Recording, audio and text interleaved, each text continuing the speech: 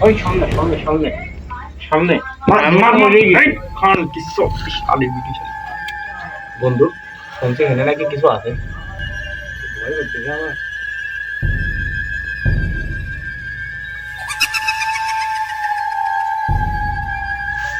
আমার তো আসতেই ভয়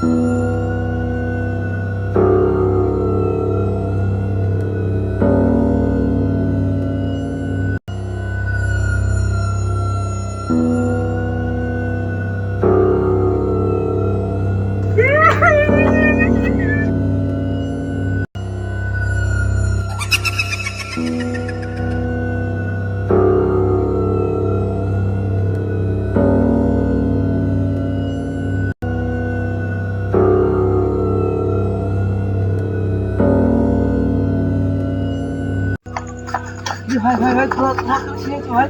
আরে তোর কি সমস্যা ভাই তোর কি সমস্যা হ্যাঁ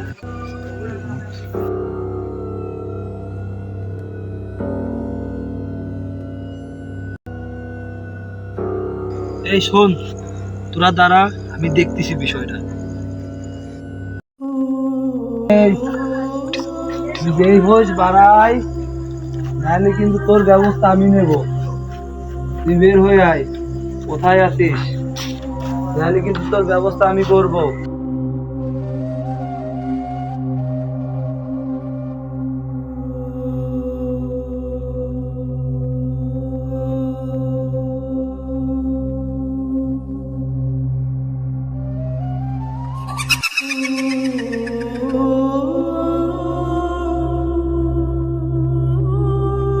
এই তুই কে এই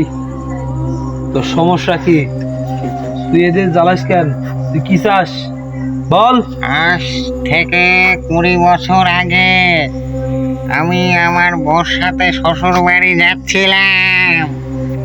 তখন কিছু ইয়াং ছেলে পেলে ফ্রি ফায়ার গেম খেলতেছিল